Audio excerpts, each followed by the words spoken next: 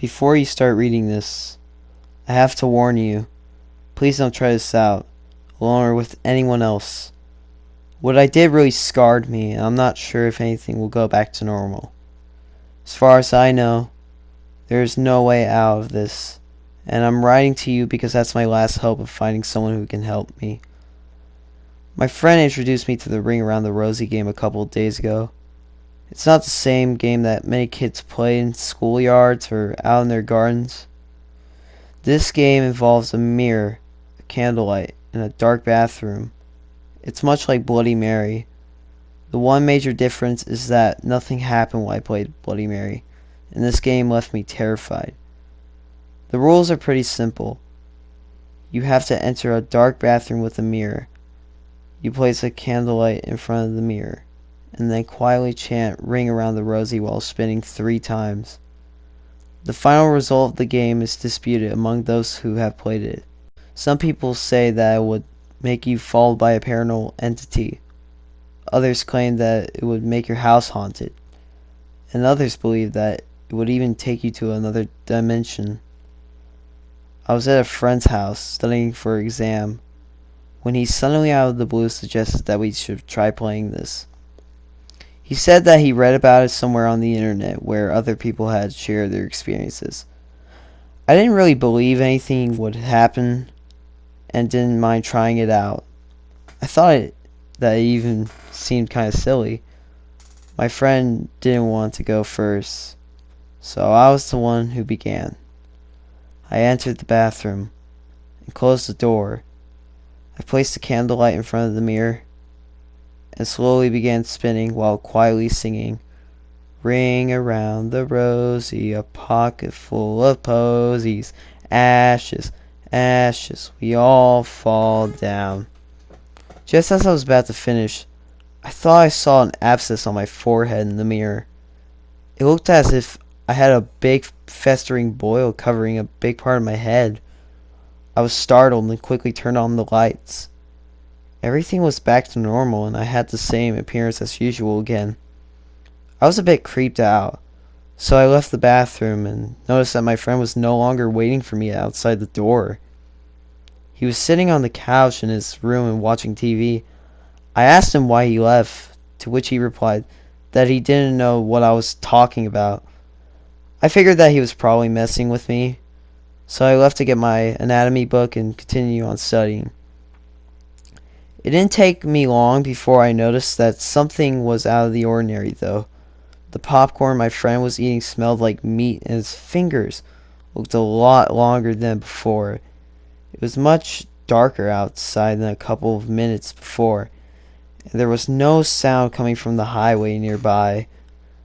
Thinking that I was getting paranoid, I tried concentrating on studying, but I noticed that it was already 11:30 p.m. I had a big exam that following morning, so I had to get back home to get some sleep. I had a feeling that my friend was still acting weird, so I tried convincing myself that he was still playing with me. I told him that I was going home and asked him if he wanted to finish up the coffee I made. What happened next really disturbed me and I froze for a couple of seconds.